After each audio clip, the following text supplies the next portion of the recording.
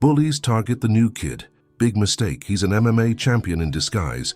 The new kid stood frozen in the hallway of Roosevelt High School, his eyes fixed on the floor as laughter echoed around him. Anthony Parker, 15 years old and slightly chubby with rounded cheeks and an awkward stance, clutched his books tighter to his chest. It was only his third day at this school, and already he had become the favorite target of Jackson Miller and his crew. "Hey, Tubby, didn't your mommy pack enough lunch today?" Jackson called out, his voice deliberately loud enough to draw attention from everyone in the hallway. At 6 feet tall with broad shoulders and the confident swagger that came from being the school's star quarterback, Jackson commanded respect, or at least fear, from most students. Anthony said nothing, just as he had said nothing yesterday, when they'd knocked his lunch tray to the floor, and nothing the day before when they'd accidentally slammed him into a locker. He kept his head down, his shaggy brown hair falling across his eyes, and continued walking. "Just keep moving, don't engage. It's not worth it." The mantra played on repeat in his mind as he navigated the crowded hallway toward his next class. "I think he's deaf," said Trent, Jackson's right-hand man, a lanky boy with a permanently sneering expression, or maybe just stupid. The third member of their group, Derek, stepped directly into Anthony's path, forcing him to stop. "You know, it's rude not to answer when someone's talking to you." Anthony looked up briefly, his hazel eyes meeting Derek's before darting away. "I need to get to class," he mumbled, his voice so quiet it was barely audible above the hallway chatter. "What was that?" "Couldn't hear you," Jackson said, moving closer until he was towering over Anthony. He reached out and flicked one of Anthony's books, sending it tumbling to the floor. Papers scattered across the worn linoleum tiles. Around them, a small crowd had gathered. Some students looked uncomfortable, others curious, but none stepped forward to help. Ms. Winters, the English teacher, glanced their way from her classroom door but then looked down at her phone, apparently deciding this was typical teenage behavior, not worth her intervention. Anthony knelt down to gather his papers, his cheeks burning with humiliation. As he reached for his algebra notes, Jackson's foot came down on the paper, just missing Anthony's fingers. "Oops," Jackson said with mock sincerity. "Clumsy me." What nobody at Roosevelt High knew, what nobody could possibly guess looking at the soft, seemingly timid new student, was that until 6 months ago, Anthony Parker had been Anthony the Ghost Parker, junior middleweight champion at the Red Dragon MMA Academy in his former hometown of Sacramento. For 7 years, he had trained religiously, 5 days a week, mastering jiu-jitsu, kickboxing, and wrestling. His slight frame concealed wiry strength and lightning-fast reflexes that had earned him his nickname, the Ghost, because opponents claimed hitting him was like trying to punch a phantom. But that was before his parents' divorce, before his mother had moved them across the state for a fresh start, before she had made him promise to leave fighting in the ring where it belonged. "I know you can defend yourself, Anthony," she had said during the drive to their new home, "but please promise me you won't use what you know unless it's a real emergency. We need a clean slate here, no fighting, no trouble." And so he had promised, which was why instead of sweeping Jackson's legs out from under him, a move Anthony could execute with his eyes closed, he silently gathered his scattered papers, rose to his feet, and continued down the hallway amid jeers and laughter. During lunch, Anthony found a quiet corner of the cafeteria where he could eat alone. He had tried sitting with a group of seemingly friendly students on his first day, but their initial curiosity about the new kid had quickly faded when they realized how quiet he was. Now he kept to himself, finding it easier than navigating social waters still murky with unfamiliar faces and unspoken rules. He was halfway through his sandwich when a shadow fell across his table. Looking up, he saw a girl with curly black hair and bright, intelligent eyes. "Mind if I sit?" she asked without waiting for a response, sliding into the seat across from him. "I'm Zoe. You're in my biology class." Anthony nodded. "Anthony," he said simply. "I know." She unwrapped a granola bar. "I saw what happened in the hallway earlier. Jackson and his minions are the worst." Anthony shrugged, uncomfortable with the topic. "It's fine." "It's not fine," Zoe countered, leaning forward. "They're jerks who pick on anyone they think won't fight back. Last semester, they targeted Raj until his older brother showed up and threatened to report them for harassment. Before that, it was Emma because of her stutter. They'll get bored eventually," Anthony said, though he wasn't convinced. In his experience, bullies rarely got bored unless given a reason to. Zoe studied him for a moment. Maybe, or maybe someone should teach them a lesson. She took a bite of her granola bar. "Anyway, just thought I'd say hi, and if you want to sit with actual humans tomorrow instead of alone in this corner, my friends and I are over there." She nodded toward a table where a diverse group of students sat laughing together. After she left, Anthony found himself considering her offer. It had been lonely these past months, first with the move and then with starting at a new school. His mother worked long hours at her new job, and he spent most evenings alone in their small apartment, practicing his forms in secret or studying. Friends might be nice. The thought was interrupted by a splash of cold liquid down his back.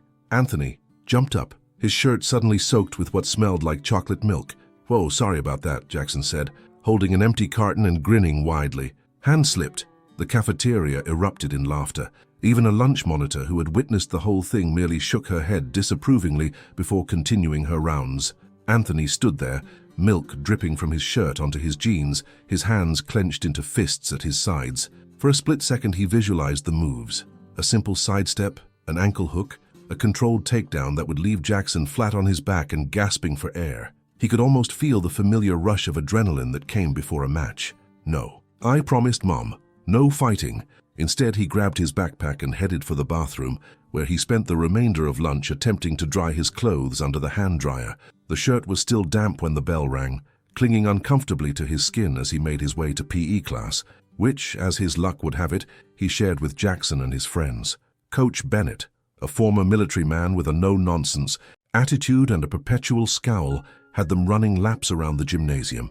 Anthony held back, deliberately pacing himself to stay in the middle of the pack, even though he could easily outrun most of his classmates. Years of training had given him exceptional cardio endurance, but drawing attention to that fact seemed unwise. "Parker, pick up the pace," Coach Bennett shouted.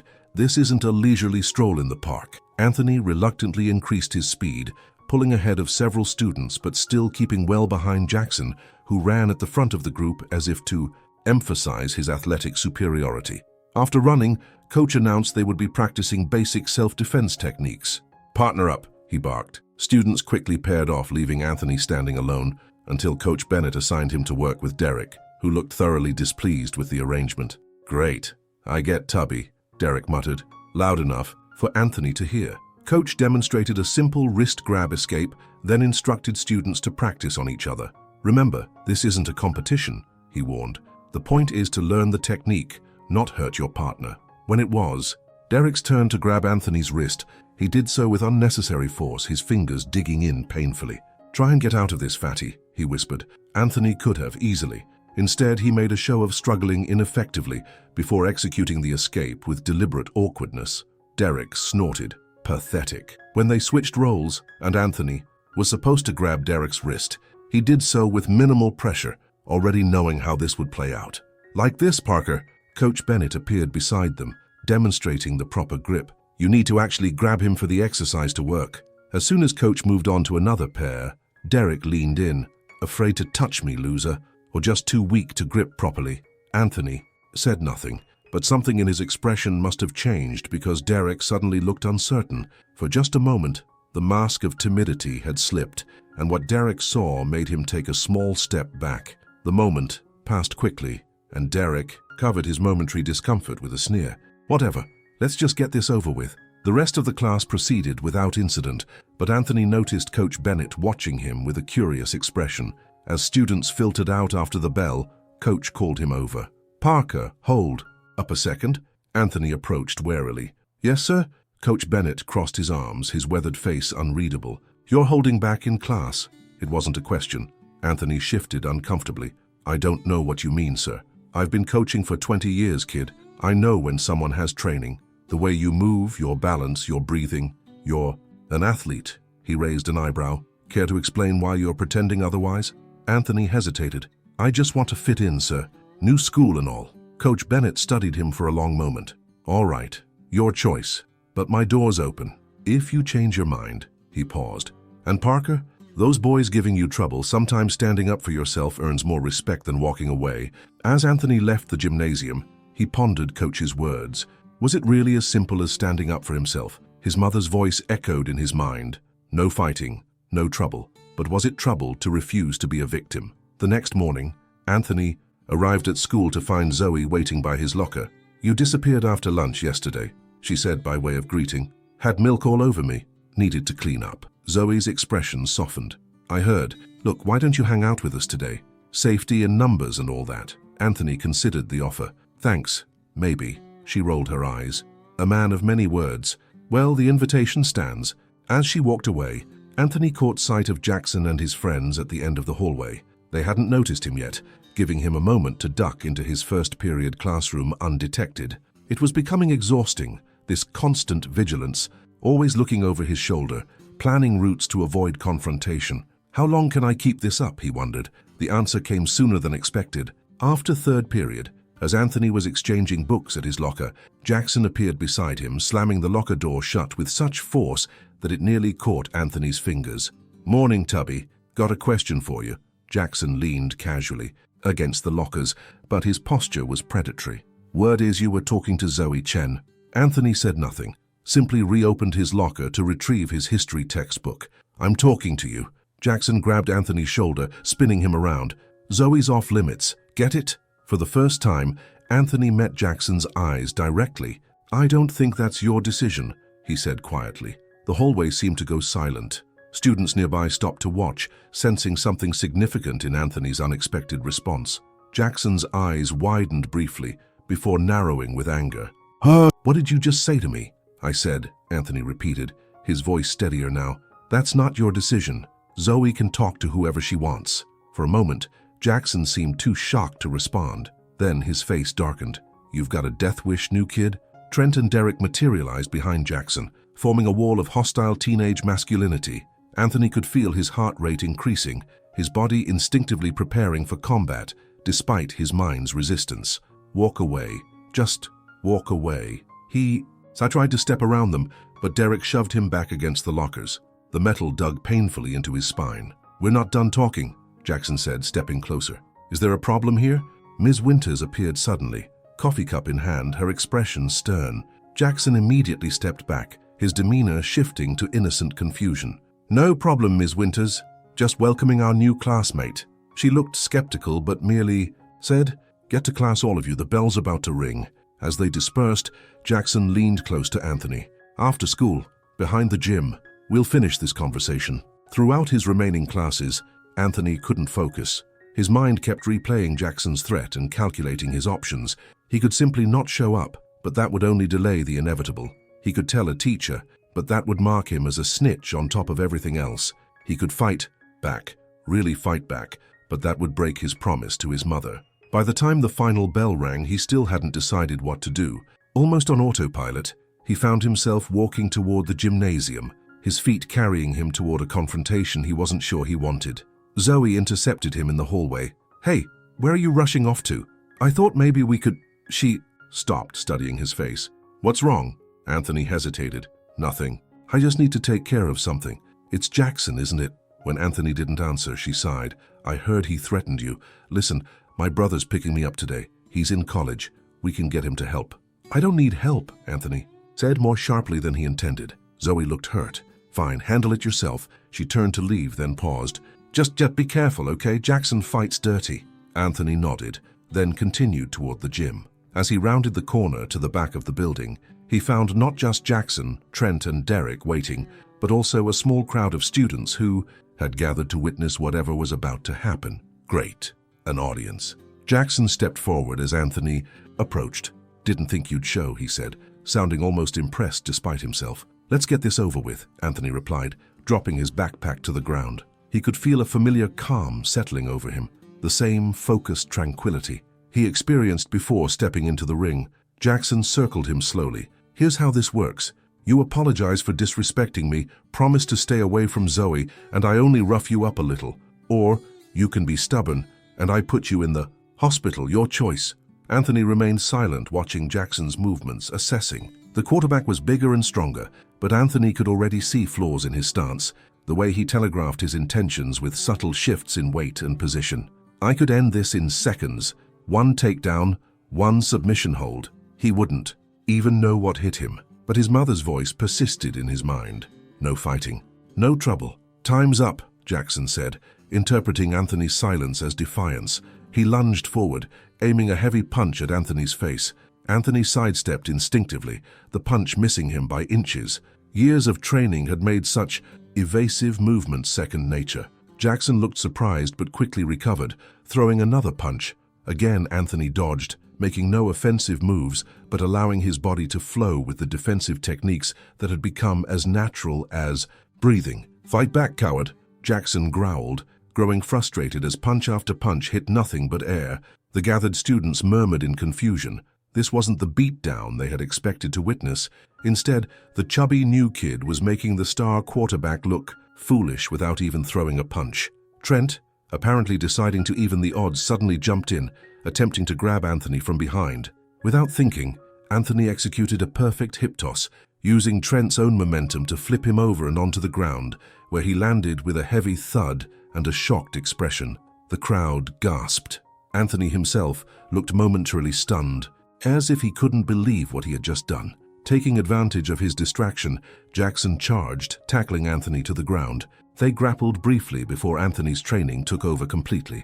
With a series of fluid movements, he reversed their positions, applied a simple control hold, and suddenly Jackson was the one pinned to the ground, his arm extended in a submission position that sent clear signals of pain shooting up to his shoulder. "What the hell?" Jackson gasped, struggling ineffectively. "Let go!" Anthony held the position, applying just enough pressure to maintain control without causing injury. "Are we done here?" he asked calmly. Derek started forward, but one look from Anthony made him reconsider. Around them, students were recording the scene on their phones, their expressions a mixture of shock and delight at this unexpected turn of events. "I said, are we done?" Anthony repeated, applying the slightest additional pressure to emphasize his point. Yes, we're done. Let go." Jackson's voice had risen an octave, a note of panic creeping in as he realized just how completely outmatched he was. Anthony released him and stood up, stepping back cautiously in case Jackson decided to retaliate, but the quarterback merely scrambled to his feet, rubbing his shoulder and staring at Anthony with a mixture of fear and confusion. "What? Who are you?" he demanded. Before Anthony could respond, a slow clapping sound cut through the tension. Coach Bennett stepped forward from where he had apparently been watching the entire encounter. "That," he said, addressing the gathered students, was a textbook demonstration of controlled self-defense.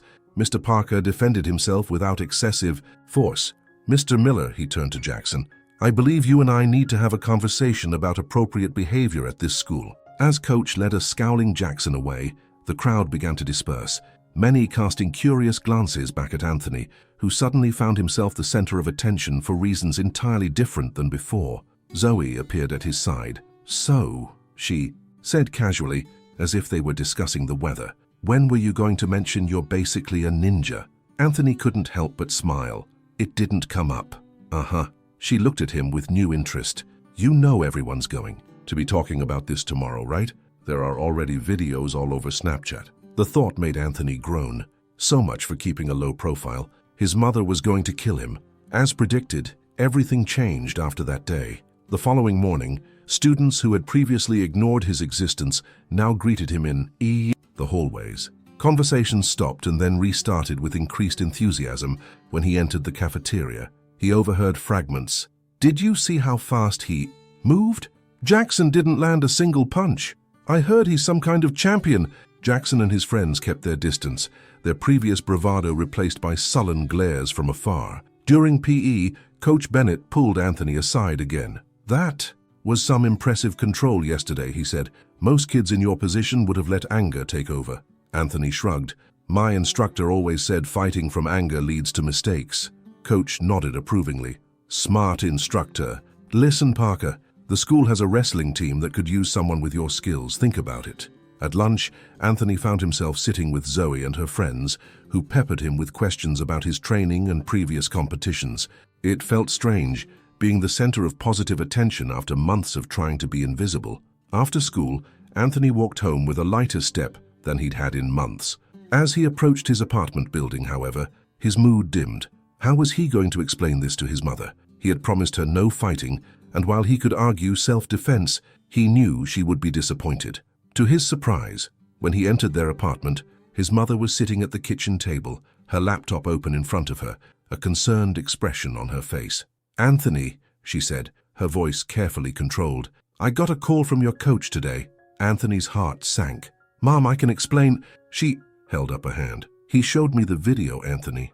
"The video?" "Of the fight. Apparently it's all over social media." She closed her laptop and looked at him directly. You used a submission hold on that boy. Anthony nodded, preparing himself for the disappointment and consequences that would surely follow. Coach Bennett also told me about the bullying, she continued. Why didn't you tell me, Anthony? He shrugged, looking down at his feet. I didn't want to worry you. You've been stressed enough with the new job and everything. His mother sighed deeply. When I asked you to promise not to fight, I never meant you shouldn't defend yourself. She paused, collecting her thoughts. After the divorce, after everything that happened with your father and his temper, I wanted us to have a peaceful new start. I didn't want you to think that violence was the answer to problems. I don't, Anthony said quickly. I could have hurt Jackson a lot worse than I did. I just wanted him to stop. She studied him for a long moment. I know. Coach Bennett said the same thing, that you showed remarkable restraint. A small, proud smile touched her lips. He also said the wrestling team needs someone like you. Anthony looked up, surprised. You'd let me join? On 2 conditions, she said firmly. First, your grades stay up. Second, you promise me that you'll only use what you know to compete in sanctioned events or to defend yourself or others if there's no alternative. No fighting to show off or to prove a point. Deal? Deal. Anthony agreed immediately, relief washing over him. The next few weeks at Roosevelt High brought significant changes. Anthony joined the wrestling team, where his skills quickly earned him respect from both teammates and Coach Bennett. He formed a genuine friendship with Zoe and her diverse group, who appreciated his quiet nature, now that they understood it wasn't born of weakness, but of controlled strength. Jackson and his friends kept their distance. Their influence in the school noticeably diminished after word of their bullying spread. In an unexpected development, Derek approached Anthony after wrestling practice one day. Hey Parker, he said awkwardly, hanging back until the other team members had left. That move you used on Trent, the hip throw thing, would you show me how to do that? Anthony considered him for a moment. Why? Derek looked uncomfortable. My cousin's getting picked on at his school. I told him I'd teach him some self-defense, but he trailed off with a shrug. After a moment's hesitation, Anthony nodded. Meet me here tomorrow after practice. Word spread, and soon Anthony found himself running an informal self-defense class twice a week after school with Coach Bennett's blessing. Students of all types attended, not just those worried about bullies, but anyone interested in learning how to protect themselves. One afternoon, as Anthony was demonstrating a simple wrist escape to a group that included both Zoe and, surprisingly, Trent, he caught sight of Jackson watching from the gymnasium doorway. Their eyes met briefly before Jackson turned and walked away. Later, that week, Jackson approached Anthony at his locker. Anthony tensed instinctively, but Jackson held his hands up in a gesture of peace. Relax, Parker. I'm not here to start anything. He glanced around to make sure they weren't overheard. Look, I was a jerk, I know that. Anthony waited, saying nothing. Anyway, Jackson continued, clearly uncomfortable with the conversation. Coach says I can't play next season unless I demonstrate personal growth, or whatever. So, I'm sorry for the bullying and the threats and all of it. It wasn't the most gracious apology, but Anthony recognized the effort it must have taken Jackson's pride to make it at all. Okay, he said simply. Jackson looked relieved. Okay, good. He turned to leave, then hesitated. Those classes you're teaching after school, is that open to anyone? Anthony nodded slowly. Anyone who's serious about learning. Cool, maybe I'll check it out sometime. With that, Jackson walked away, his shoulders a little less squared, his stride a little less aggressive than before. That evening, as Anthony practiced his forms, in the living room while his mother prepared dinner, he reflected on how dramatically his life had changed in just a few short weeks. From being the invisible new kid to becoming someone others looked to for guidance. It was a transformation he never could have predicted. You're smiling, his mother observed, looking up from the stove. Good day? Anthony nodded. Yeah, really. Good? Coach Bennett called again, she said casually. Says you're a natural teacher. Those self-defense classes you've been running are making quite an impact. It's nothing special, Anthony demurred, just showing them the basics. His mother turned fully to face him, her expression serious. It is special, Anthony. You're not just teaching them techniques, you're teaching them control, respect, confidence. Those are lessons that go beyond the mat. Anthony hadn't thought of it that way, but he realized she was right. The students in his class weren't learning just how to fight. They were learning when not to fight, how to carry themselves with quiet confidence that often prevented confrontations before they began. The following Monday, as Anthony walked through the hallways of Roosevelt High, he noticed a freshman being cornered by a couple of older students he didn't recognize. The younger boy looked terrified, clutching his books to his chest in a posture Anthony recognized all too well. Without hesitation, Anthony changed direction, heading straight for the confrontation. As he approached, one of the older students noticed him and nudged his companion. They both straightened up, their aggressive postures melting away under Anthony's steady gaze. "Everything okay here?" Anthony asked calmly. The freshman looked at him with wide, grateful eyes. Yeah, fine now." The older students mumbled something about just talking and quickly departed. Anthony turned to the freshman. "I'm Anthony," he said, offering his hand. "Miguel," the younger boy replied, shaking it tentatively. "Thanks for that." Anthony nodded. "No problem. Look, I run a self-defense class after school on Tuesdays and Thursdays. You should come." Miguel's face brightened. "Really? That would be awesome." As they walked together toward their respective classes, Anthony felt a sense of completion. 6 months ago, he had been the new kid, isolated and targeted. Now he had found a way to use his skills, not just to protect himself, but to help others do the same. He wasn't fighting, he was teaching, empowering, changing the culture of his school one lesson at a time. Sometimes, Anthony realized, the ITE's greatest strength wasn't in knowing how to win a fight, but in knowing how to prevent one. And sometimes, standing up for yourself meant standing up for others too. The next time he stepped onto the mat to lead his after-school class, he looked around at the diverse group of students, former bullies and former victims now training, side by side, and felt a quiet pride. This, he decided, was what his instructor had meant about finding balance. Not just physical balance, but balance in life, in relationships, in using power responsibly. "All right," he said, calling the class to attention. "Let's begin."